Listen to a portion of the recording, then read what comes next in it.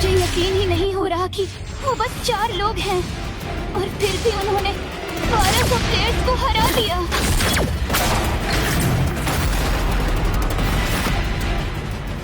लेकिन अब तो उनका खेल खत्म है।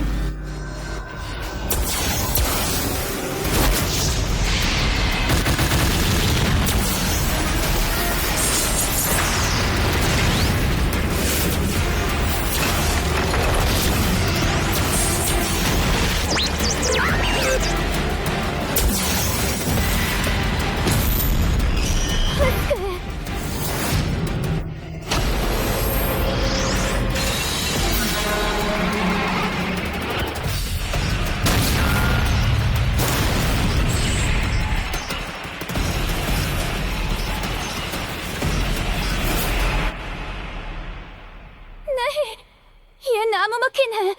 वो इससे बचकर कैसे निकल गए? दुनिया भर में कई अर्बन लीजेंड्स मशहूर हैं, लेकिन क्या तुमने कभी इस कहानी के बारे में सुना है? एक रहस्यमय गेमर्स के ग्रुप की जो हर एक गेम में जीत हासिल करता है और उनके स्कोर उनके आसपास भी आज तक कोई नहीं पहुंच पाया। उनके अकाउंट नेम हमेशा खाली छोड़े जाते हैं, इसीलिए पूरी दुनिया उन्हें सिर्फ ब्लैंक के नाम से जानती है और गेमिंग की दुनिया में उन्हें विनर्स माना जाता है। चीटर्स, तुम्हें लगता है कि वो ऐसे ही जीतते हैं? हाँ, मुझे इस बात पर पूरा यकीन है। जरूर कोई घटिया हैकर्स का ग्रुप होगा। ऐसा कैसे हो सकता है कि सिर्फ 4 लोग 1200 खिलाड़ियों को हरा दें? ऑटो-एम, वॉल हैक्स, कुछ न कुछ तो जरूर कर रहे होंगे। हाँ, सच में? और मैं तो सोचती थी कि चीटिंग करना हमारी स्पेशलिटी है, वरना मैं इतने सारे स्पेल्स लगातार कैसे यूज कर पाती? पता नहीं, लेकिन ये अलग है। लेकिन ब्लैंक ने फिर भी उन्हें चकमा दे दिया। वो वाकई कमाल है। ओह ब्लैंक, मैं तुमसे बहुत बहुत प्यार करती हूँ।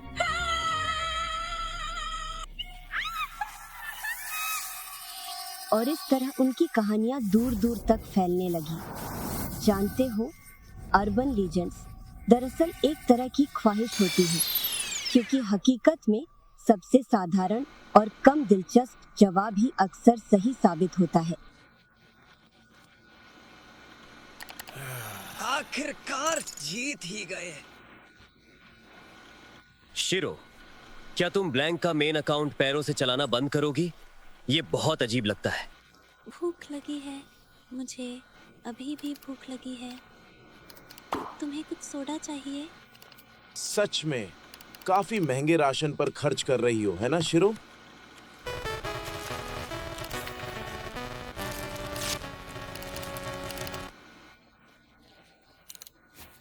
इंसानी दिमाग तब तक काम कर सकता है जब तक उसे ग्लूकोज मिलता रहे। लागत और फायदे के हिसाब से सफेद ब्रेड सबसे बेहतर है। हाँ, लेक्चर के लिए शुक्रिया, लेकिन मुझे दूसरे तरह के न्यूट्रिएंट्स भी चाहिए, वरना मैं और बड़ी नहीं हो पाऊंगी। तुम तो पहले से ही परफेक्ट बेताब खूबसूरती हो। वैसे टाइम क्या हुआ है? सुबह के 8 बजे है, यानी हमारे लिए आधी रात है। कौन सा दिन? क्या उससे कोई फर्क पड़ता है? बिल्कुल पड़ता है। इसी से तो पता चलता है कि MMORPGs में नए इवेंट्स कब शुरू होने वाले हैं। और मुझे पता है तुम लगातार 5 दिनों से जागी हुई हो, लेकिन अगर तुमने अभी हार मान ली तो मेरा हीरो कौन बनेगा? तुम कर सकते हो। तुम्हें सच में लगता है कि मैं एक साथ 4 कैरेक्टर्स को कंट्रोल कर सकता हूँ? Just believe। रोको, नहीं, प्लीज सो मत जाना। अगर तुम सो गई ना शिरो, तो सब और सबसे मेरा मतलब है मैं सीधा मारा जाऊंगा। यह दुनिया अराजक, नाइंसाफ और बेरहम है। इसका कोई मतलब या मोल नहीं है, मगर कुछ लोग इस सच को मानने से साफ इनकार कर देते हैं, भले ही वो जानते हो कि वो कुछ बदल नहीं सकते। उनकी बस यही ख्वाहिश होती है कि काश यह दुनिया थोड़ी और दिलचस्प होती। और ऐसी ही ख्वाहिशों से जन्म होता है अर्बन लेजेंड्स का। तो चलिए अब शुरुआत करते हैं। एक नए आगाज के लिए इस माहौल को थोड़ा सा और दिलचस्प बनाते हैं। ब्रदर, आपको एक मेल आया है। सुनो, तुम्हारा भाई 4 अलग अलग स्क्रीन्स पर अकेले ही 4 कैरेक्टर्स को कंट्रोल कर रहा है। मुझे नहीं पता तुम्हें क्या चाहिए, लेकिन सच कहूँ तो मैं यहाँ थकावट से बिल्कुल मरने वाला हूँ। जरूर आपका कोई दोस्त होगा। किसका? आपका दोस्त। अजीब है, मुझे लगा मेरी बहन ने अभी कोई बहुत ही अजीब बात बोली।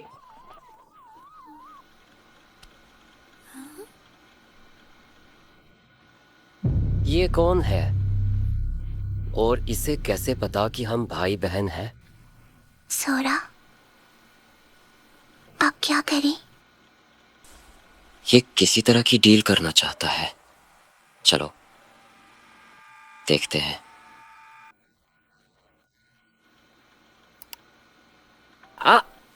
जेस, गुड नाइट। रुको रुको, मैं अकेले तो हाई लेवल सिमुलेशन हैंडल नहीं कर सकता। चेस एक फिक्स गेम है, 2 खिलाड़ी, कोई किस्मत नहीं। इसमें लक का कोई रोल नहीं होता। थ्योरी में हर गेम का एक परफेक्ट सॉल्यूशन होता है जो कभी फेल नहीं होता। तभी जब कोई दिमाग 10 की पावर यम 20 जितनी बोर्ड की पॉसिबल पोजीशंस को कैलकुलेट कर सकता है। चेस टिक-टैक तो जैसा ही है। सही कहा। शीरो ने लगातार 20 बार उस प्रोग्राम को हराया है जिसे ग्रैंड मास्टर्स को हराने के लिए बनाया गया था।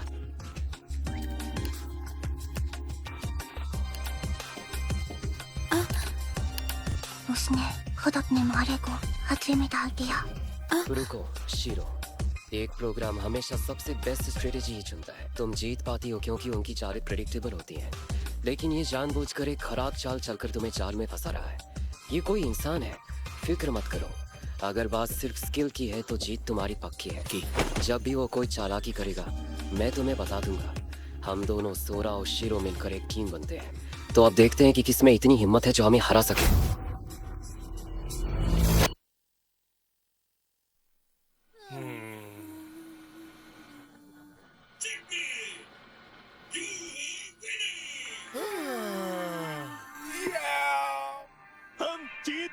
मैंने बहुत टाइम से इतना हार्ड गेम नहीं खेला था। क्या वो सच में कोई इंसान था?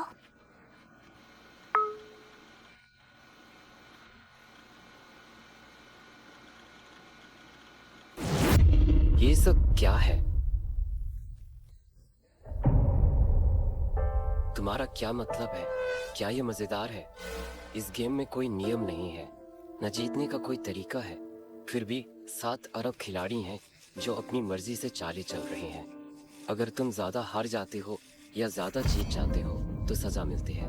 तुम अपनी बारी पास नहीं कर सकते और अगर शिकायत करते हो तो लोग तुम्हें नीची नजर से देखते हैं। यहाँ कोई पैरामीटर नहीं है, कोई जॉनर नहीं है या फिर कुछ भी नहीं है। तुम्हें पता है उसे क्या कहते हैं? उसे कहते हैं एक घटिया गेम।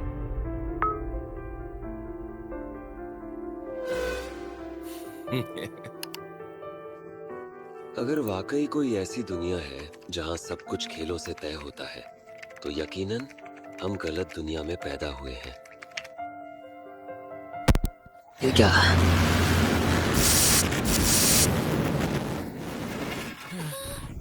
तुम्हें पता है मैं भी बिल्कुल यही सोचता हूँ। तुम्हारी बातें सुनकर तो लगता है जैसे इस दुनिया से तुम्हारा कोई रिश्ता ही नहीं है। तो बताओ, एक नई दुनिया में दूसरा मौका मिले तो कैसा रहेगा? मेरी बनाई हुई दुनिया में स्वागत है।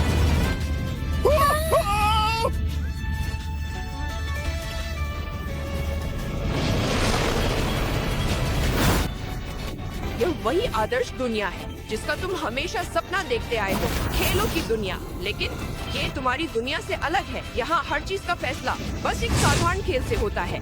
सरकारें, राजनीति, यहाँ तक कि लोगों की जिंदगियाँ भी। मुझे टेट कहते हैं, मैं यहीं रहता हूँ, मैं एक देवता हूँ।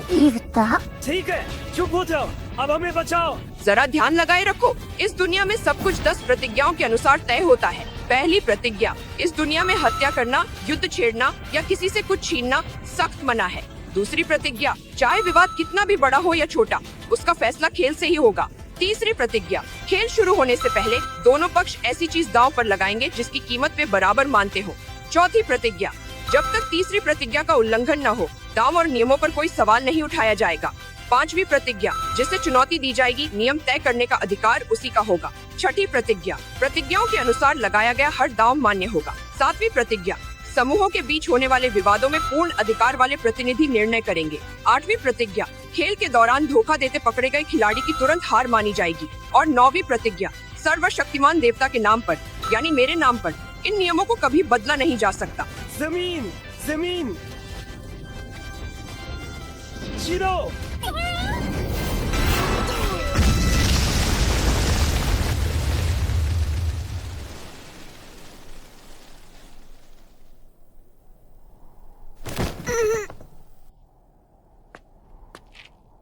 दसवीं प्रतिज्ञा, आओ सब मिलकर मजे से खेलें।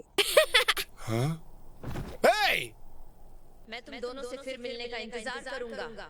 मुझे पूरा यकीन है वो दिन ज्यादा दूर नहीं है। सोरा,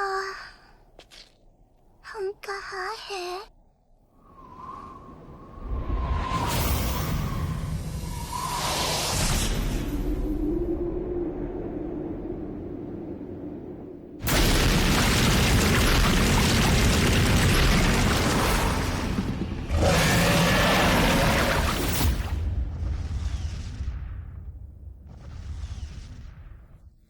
शिरो, मैं हमेशा सोचता था कि जिंदगी एक नामुमकिन गेम जैसी है, लूजर्स के लिए बना हुआ एक गेम, लेकिन क्या क्या हो रहा है? ये तो पूरी तरह बकवास है। बहुत समय पहले दूर अतीत में देवताओं ने अपनी रेसों और अपनी रचनाओं के साथ मिलकर इस दुनिया पर शासन करने के अधिकार के लिए एक अंतहीन युद्ध छेड़ रखा था। वे सभी एकमात्र सच्चे देवता बनने के लिए लड़ रहे थे, लेकिन आखिरकार यह साफ हो गया कि इस युद्ध का कोई विजेता नहीं होगा, क्योंकि उन विनाशकारी लड़ाइयों में आकाश, समुद्र, धरती और यहाँ तक कि सितारे भी तबाह हो चुके थे। फिर भी उस बर्बाद दुनिया के मलबे के बीच एक देवता जीवित बच गया। हालांकि उसने कभी उस युद्ध में हिस्सा नहीं लिया था, लेकिन अंततः वही उस उपाधि का मालिक बना। उसका नाम था टेट, खेलों का देवता। तुम हिंसा, ब्लड और डेथ के लिए लड़ते रहे। तुमने लाशों के ऐसे मीनार खड़े कर दिए जो आसमान तक पहुंच गए, और फिर भी खुद को समझदार कहते हो। तो बताओ, तुम में और जंगली जानवरों में आखिर फर्क क्या है? जब पूरी दुनिया ही टूटकर बिखर चुकी हो तो बहानों की कोई कीमत नहीं रह जाती। तब ईश्वर ने कहा, अब कोई किसी की जान नहीं लेगा। इस संसार में हत्या और चोरी हमेशा के लिए निषिद्ध है। इस दुनिया की 16 रेसों जो लालच और घमंड से भरी हुई हो, तुम्हें आदेश देता हूँ कि अपनी अक्ल, अपनी चतुराई, अपनी दौलत और अपनी ताकत का इस्तेमाल करो, लड़ने के लिए नहीं, बल्कि इस दुनिया को आगे बढ़ाने के लिए। अपने ज्ञान और उपलब्धियों से ऐसी ऊंचाइयां छुओ कि मुझे साबित हो जाए कि तुम सिर्फ जानवर नहीं हो। और इस्तेमाल करो तुम्हारी सोच की ताकत। ठीक है, अब समझ आया। तो इस दुनिया में सब कुछ गेम से तय होता है, क्योंकि खेलों का गौर यहाँ राज करता है। सही कहा। और सुनो, अब क्या कम से कम हमारे लिए एक जोड़ी पैंट छोड़ना तुम्हारे बस में नहीं था? नंबर 6, प्रतिज्ञाओं के मुताबिक लगाई गई हर शर्त पूरी करनी होगी। तो हमने अपनी जिंदगी समेत अपना सब कुछ दांव पर लगा दिया, और बदले में तुमने भी अपना सब कुछ दांव पर लगाया, जिसमें तुम्हारा। ठीक है, मान लिया कि नियम तो नियम है, लेकिन यार हमें इस हालत में छोड़कर तो मत जाओ। चलो शिरो।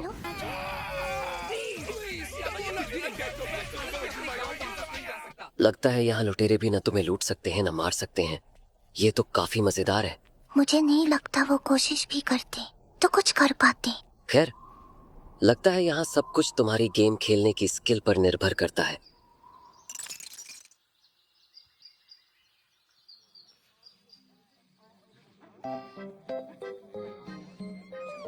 क्या तुम जरा जल्दी करोगी? इतना परेशान मत करो, मैं अभी सोच रही हूँ। हाँ, जितना सोचना है सोच लो, लेकिन इससे तुम्हारे पत्ते नहीं बदलने वाले। अगले राजा के चुनाव के लिए गैम्बलिंग टूर्नामेंट। ये पिछले राजा की आखिरी इच्छा थी। सुना है वो चाहते थे कि अगला शासक इंसानियत के सबसे महान गैम्बलरों में से चुना जाए, या कुछ ऐसा ही। तो यहाँ राजा भी गेम से चुना जाता है। हाँ, लाल बालों वाली लड़की स्टेफनी डोला है। वो पूर्व राजा की पोती है, लेकिन उनके आखिरी फैसले की वजह से उसे सिंहासन विरासत में नहीं मिल सकता, इसलिए वो भी इस गैम्बलिंग टूर्नामेंट में हिस्सा ले रही है। शिरो, तुम ठीक हो? मैं ठीक हूँ। क्या मुझ पर दिल आ गया है? नहीं, मैं बस यही सोच रहा था कि तुम हिस्सा नहीं लोगी क्या? ओ नहीं, जो मेरे पास है वही काफी है। और वैसे भी क्लैमी इतनी स्ट्रांग है कि बाकी खिलाड़ियों ने खेल शुरू होने से पहले ही हार मान ली है। मतलब तुम इतने डर गए कि हिस्सा ही नहीं लिया? क्या कहा तुमने? खैर, जब तक हारने की बात साबित न हो, बाद में कुछ भी कहानी बना सकते हैं। जैसे असल में मैं जीत गया होता, लेकिन मैंने खेला ही नहीं। अच्छा, तो तुम में वाकई कुछ बात है। तो फिर एक गेम हो जाए? सॉरी, लेकिन मैं मजे के लिए नहीं खेलता। तुम्हारा पूरा पैसा दांव पर होगा। क्या तुम्हें पता भी है इसमें कितना पैसा है? नियम है कि दोनों को बराबर कीमत की चीज दांव लगानी होगी। वो तीसरा नियम था, है ना? तो ऐसा करते हैं, अगर तुम जीत गई तो हमारे साथ जो चाहे कर सकती हो। चाहो तो हमें फेंक दो, बेच दो, हमें फर्क नहीं पड़ेगा। सच में? सच में? गेम पोकर है, सिर्फ एक बाजी। तो अगर डर लग रहा है तो अभी पीछे हट सकती हो। काफी कॉन्फिडेंट हो, हाँ? जरा अपनी जुबान संभाल कर। ठीक है, जैसा तुम चाहते हो। मैं प्रतिज्ञाओं की कसम खाती हूँ। मैं प्रतिज्ञाओं की कसम खाता हूँ।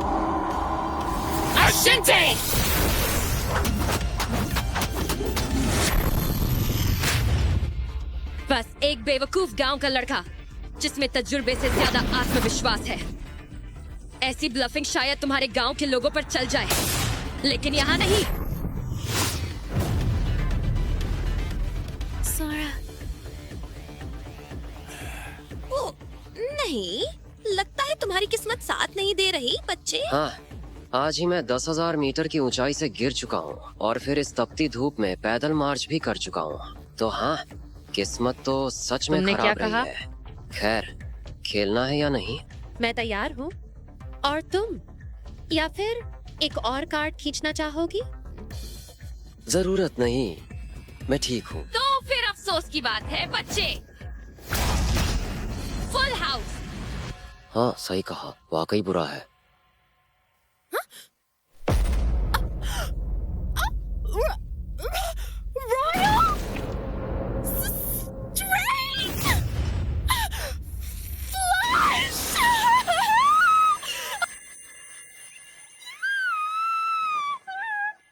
नहीं, ये नहीं हो सकता। ये तो 60 लाख में एक बार होने वाली बात है। लेकिन कैसे? छठा नियम था, दांव की शर्तों का हर हाल में पालन किया जाएगा। तुम लोग आखिर हो कौन? बस टाउन में आए नए प्लेयर्स हैं। ब्रदर, ये तो साफ चीटिंग है। 8वां नियम, गेम के दौरान चीटिंग पकड़ी गई तो हार मानी जाएगी। मतलब जब तक पकड़े न जाओ, सब चलता है। तुम्हारे पास कितना है? ये तुम मुझ पर छोड़ दो, बड़े भैया सौदेबाजी में माहिर हैं। एक कमरा चाहिए, एक बेड भी काफी है। इतने में कितनी रातों के लिए मिलेगा? सिर्फ एक रात। मैं बुरी तरह थक चुका हूँ, तो क्यों ना सीधा बता दो कि इतने में कितनी रातें मिलेंगी। और अगर हमें ठगने की कोशिश कर रहे हो तो कम से कम अपनी नजरों और आवाज पर थोड़ा काबू रखना सीखो। ठीक है, 2 रातें। देखा, फिर झूठ बोल दिया। एक बात याद रखना, झूठ बोलने के लिए सामने वाला सोच समझकर चुनना चाहिए, समझे? ठीक है, 4 रातें। शुक्रिया। सुनो, तुम्हारा नाम क्या है? ब्लैंक ही ठीक है। इंतजार करवाया। शिरो। वो हार जाएगी। जाहिर है, उसे पोकर फेस का मतलब ही नहीं पता। वो चीटिंग कर रही है। इसमें कोई शक नहीं, लेकिन कैसे ये नहीं पता। समझ गया। क्या सच में इस दुनिया में ऐसा हो सकता है? तो क्या हार मानोगी? क्या तुम चुप रहोगी और अपने कार्ड पर ध्यान दो?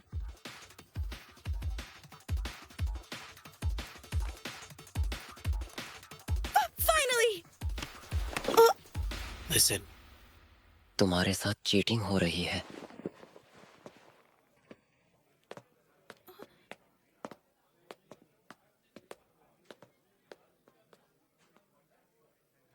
तो फिर खेल शुरू करें? हाँ, बिल्कुल। स्मार्टफोन, टैबलेट, बैटरियां, सोलर चार्जर और केबलें। बस इतना ही? खैर, उस हालात में इतना बच जाना भी बड़ी बात है। सीखना नहीं आ रहा। जाहिर है, आखिर ये एक फैंटेसी वर्ल्ड है। सच कहूं तो यहाँ की चीटिंग भी किसी फैंटेसी से कम नहीं। ब्रदर, क्या तुम उसे हरा सकते हो?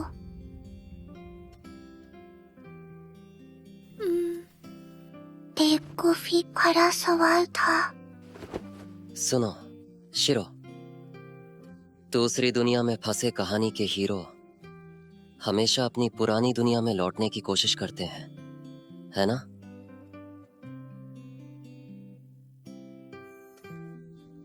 आखिर कोई ऐसी दुनिया में वापस क्यों जाना चाहेगा?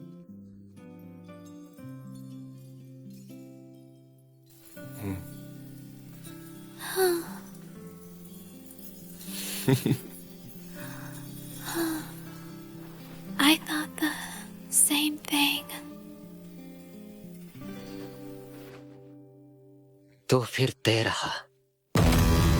चलो गेम शुरू करते हैं।